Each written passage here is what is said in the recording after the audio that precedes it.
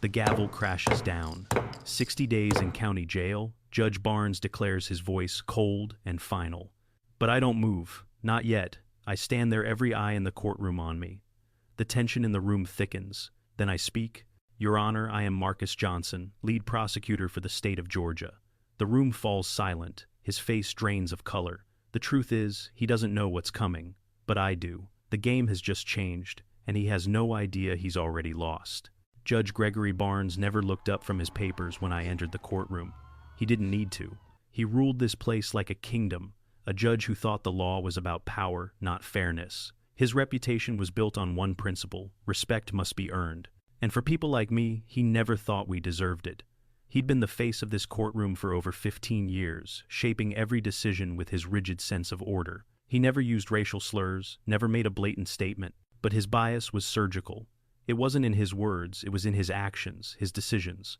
Black defendants like me, we got harsher sentences, and if you tried to speak out, he'd shut you down faster than you could blink. I had seen it before. Every black man and woman who entered this courtroom knew exactly how Barnes operated.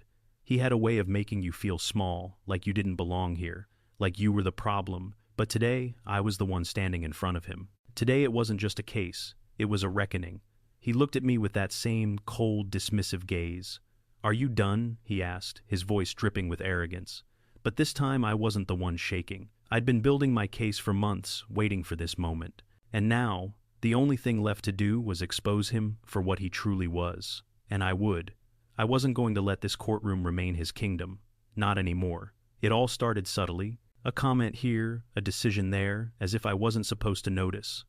At first it was small things, unnecessary delays, vague threats, that feeling of being watched even when nothing was happening. Judge Barnes made sure to find every little reason to make life harder for me. The first time, I really felt it was during a sentencing hearing for a young man named Tyrell Davis.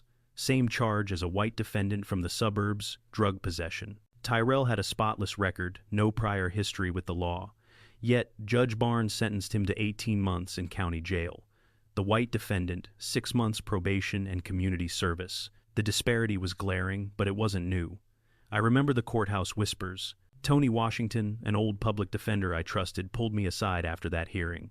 "You noticed, didn't you?" he said, his voice low, almost a whisper. "It's always like this with Barnes. And it's not just with Tyrell. The truth, I had seen the pattern.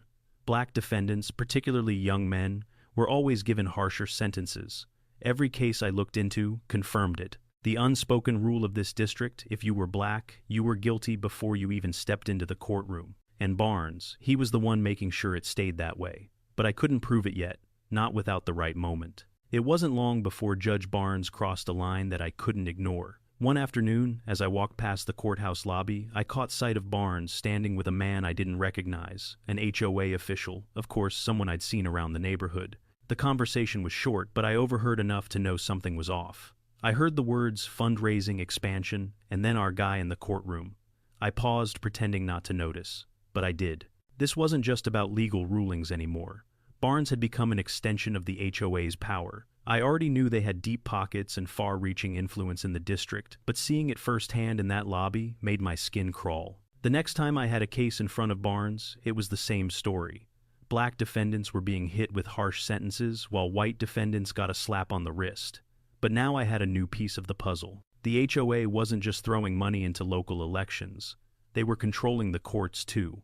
They had their hands in every corner of this district. I knew it was time to dig deeper, but the more I uncovered, the more dangerous it became. It all came crashing down with the case of Malik Jefferson.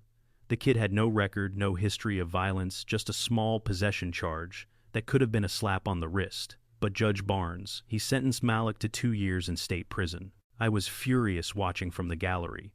Malik's mother gasped when Barnes dropped the sentence, and I could see the weight of it hit her like a ton of bricks. Barnes didn't even flinch. He didn't care. He didn't even try to hide the satisfaction in his eyes. When I approached Barnes later that day in his chambers, my voice was steady but seething with anger. "Why? Why did you sentence him like that when his record is clean? This isn't justice." Barnes didn't even look up from his desk. "I do what's necessary to maintain order," he said dismissively. "This kid needs discipline." His words stung, but they weren't the worst part. The worst part was the look in his eyes, like he was enjoying it. Like he had all the power, and I was just another voice in the crowd. I left that day knowing that I couldn't just let this go. This wasn't just about a single defendant. This was about a whole system that was being manipulated to target people who looked like me, people who looked like Malik. I couldn't sit back and let this happen anymore. It wasn't just personal anymore. It was about the countless people who had been crushed under Barnes's gavel, people who didn't have the resources, the power, or the connections to fight back. I needed to gather the evidence, hard evidence that would force the system to acknowledge what was happening. But I wasn't going to do it alone. I went straight to Liam West, a trusted colleague from the federal office, someone who knew the ins and outs of judicial misconduct better than anyone. "Marcus, what are you thinking?" Liam asked, looking at the stack of case files on my desk. "We're not dealing with a few bad decisions here," I said. "This is systemic. We need the data. We need to show the disparity. I'm going to expose him." Liam hesitated. "It's risky, man. Barnes has powerful friends. If this blows up, we're both finished." I nodded. "Then, let's make sure it doesn't blow up. Let's make sure it's airtight." We began compiling data case after case, year after year. We compared sentencing patterns, cross-referenced the charges, and dug through the public records. The numbers were clear. Barnes was systematically handing down harsher sentences to black defendants, while giving lighter sentences to white defendants with similar records. It was overwhelming, but I still needed something more, something personal. I needed to experience it firsthand, and I knew exactly how to do it. The moment I decided to become the defendant was the moment I crossed the point of no return. I'd been building my case for months, gathering everything I needed. But to truly expose Barnes, I had to get arrested in his district. It was the only way to capture the full extent of his bias. It wasn't going to be easy, but it was the only way. The plan was simple: get arrested for a minor offense, make sure the charges were serious enough to warrant a hearing in front of Barnes. I had to give him the opportunity to show his true colors again. I called in a favor from an old friend, a cop who owed me a simple traffic stop, a ticket, something that could be elevated to charges of resisting arrest. I knew the script. I'd seen it all before. It was easy to make it look like I was a threat. It was a gamble, but I was ready, because I knew that after this, Barnes would have no choice but to reveal who he truly was. And when he did, I'd be there with the evidence to end it all. The countdown had begun. The courtroom was silent as Judge Barnes raised his gavel, preparing to end the hearing with another sentence of injustice. His eyes locked onto me as he motioned for the bailiff to remove me, but I didn't move. "Your Honor," I said, my voice steady, carrying through the still air like a blade, "I request permission to address the court." His hand paused in midair. The room shifted, and I could feel the tension tighten like a noose around us. For a split second, the judge faltered, his gaze narrowing in confusion. What he growled, "I am Marcus Johnson." I continued, keeping my tone calm but firm. "Lead prosecutor for the State of Georgia Special Crimes Division." The room fell into a deafening silence. The reporters, the attorneys, the people who had been watching me as a mere defendant, they all froze. No one expected this. Judge Barnes's face drained of color in an instant. The arrogant smirk that had been there moments ago vanished, replaced by sheer panic. His hands shook the gavel, slipping from his grip and clattering onto the desk. The weight of my words sank in, and I could see the realization wash over him. I didn't let him recover. "Your Honor," I said, my voice loud enough for the entire courtroom to hear, "I have been conducting an investigation into your systematic judicial misconduct for the last 6 months. The sentencing disparities, the preferential treatment for white defendants, this is all part of a larger pattern. And today, you're going to show exactly why this system needs to be torn down." The room gasped. But I wasn't done. I reached into my briefcase and pulled out a thick folder, slamming it onto the table with a heavy thud. The crowd leaned forward as I opened it, pulling out document after document, each one proving my case. "I have 47 cases right here, Your Honor," I continued. 47 examples of black defendants receiving harsher sentences than their white counterparts for identical crimes. The data is irrefutable. This is not an accident.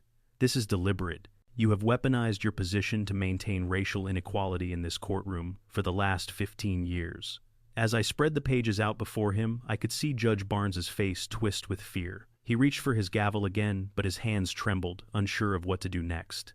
"Stop," he said, barely above a whisper. "This is not how this works."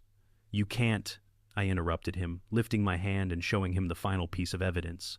"I also have recordings," I said, my voice cutting through his weak protests. "Recordings of private conversations between you and your court staff. Conversations where you openly discuss sentencing black defendants differently, where you mock the idea of fairness. where you make it clear that you consider us our lives as expendable."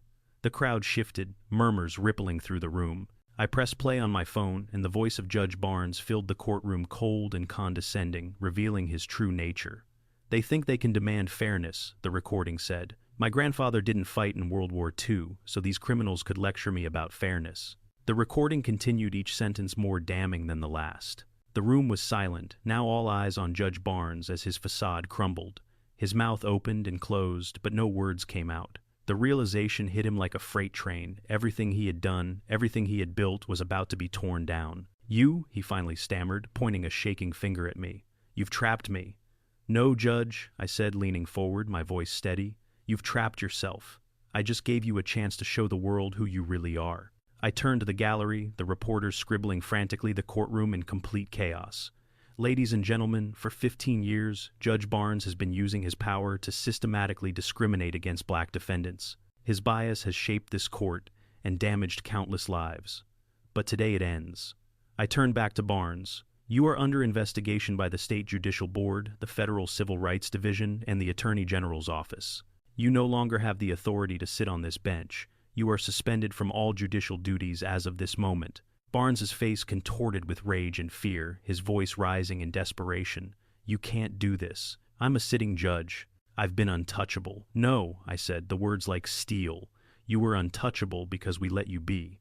But that ends now." The bailiff stepped forward, handcuffs in hand. The irony wasn't lost on me. Barnes, who had sent so many to jail based on their race, was now about to experience the very same injustice he had forced upon others. As the cuffs clicked shut around his wrists, I looked down at the gavel, lying forgotten on the floor. The sound of it hitting the marble echoed through the courtroom, a symbol of a corrupt system finally brought to its knees. "Your Honor," I said, turning to him one last time, "the law has a funny way of balancing the scales. Today, it's your turn to face justice." The courtroom cleared, but the weight of what had just happened lingered in the air. I stood at the center of it all, taking in the aftermath. The reporters rushed to file their stories, their cameras clicking as they worked frantically. The people in the gallery, the families, the attorneys, they were all still processing the shock of it. But there was something else in their eyes, something I hadn't expected: hope. Hope that things might actually change. Hope that this system so long skewed might finally start working for everyone. As I stepped out of the courtroom, Sarah Martinez, my senior deputy, met me in the hallway. Her expression was a mix of relief and satisfaction. "We did it, Marcus," she said, her voice steady but warm. I nodded, but my mind was already focused on the bigger picture. "This is just the start. We need to make sure this doesn't stop here. We have to make sure it doesn't happen again." She smiled, understanding exactly what I meant. "I know, but today we made history." As we walked toward the exit, I couldn't help but think of all the people who had suffered at Barnes's hands. Today, they had won. But the fight was far from over. The system was still broken. But for the first time in a long time, there was hope that we could fix it. Judge Barnes's suspension was swift. The charges of judicial misconduct, civil rights violations, and systematic abuse of power were filed against him the next morning. Within hours, he was under investigation by the State Judicial Board and the Federal Civil Rights Division. His law license was revoked, and his pension was stripped away. But that wasn't the end. Every case Barnes had ever handled was now under scrutiny. His sentences, which had for so long been skewed in favor of white defendants, were now being reviewed. The lives he had ruined were being given a chance at redemption. I couldn't help but feel a sense of accomplishment as I watched this unfold. Barnes would face federal charges, his career and reputation shattered. The people he had harmed, families torn apart by his biased rulings, would finally see justice. But I knew it wasn't just about Barnes. This was about the systemic issues that had allowed men like him to thrive. It was about ensuring that no one would ever again have the power to manipulate the system for their own gain. Months passed, and the effects of Barnes's exposure rippled through the judicial system. The changes were slow but steady. The most significant came when a new judge, Patricia Williams, was appointed to take over Barnes's former courtroom. She was young, black, and fiercely committed to fairness. Her first act as the new judge, a full reversal of one of Barnes's most controversial cases, where a young black man wrongfully convicted was released from prison. The community took notice. It wasn't just one victory, it was the beginning of many. As for me, I had moved on too. After the trial, I was appointed as Deputy Attorney General for Civil Rights. The work didn't stop, but now I was in a position to ensure that what had happened to me, to Malik Jefferson, and to so many others would never happen again. The Johnson Protocol, my approach to investigating racial bias in the judiciary, was now being adopted in federal courts across the nation. What had started as a personal mission had become a movement. The real victory, however, came when I received a call from Malik Jefferson. His conviction had been overturned, and he was back in college pursuing a degree that had once been stolen from him. "You changed my life, Marcus," he said, his voice thick with gratitude. "I'm going to finish what I started. That right there was why I did this. That's why it was all worth it." I sat back in my office, looking over case files, but my mind kept drifting back to Malik, to every person who had been wronged by a corrupt system. Today, they were being given a second chance. For the first time in a long time, I felt like I had done something that mattered. As I glanced at the framed photo of my family on the desk, my wife, my kids, I couldn't help but smile. We had won, but this was just the beginning. The fight for justice never ends. And for the first time in years, I felt like we were on the right path.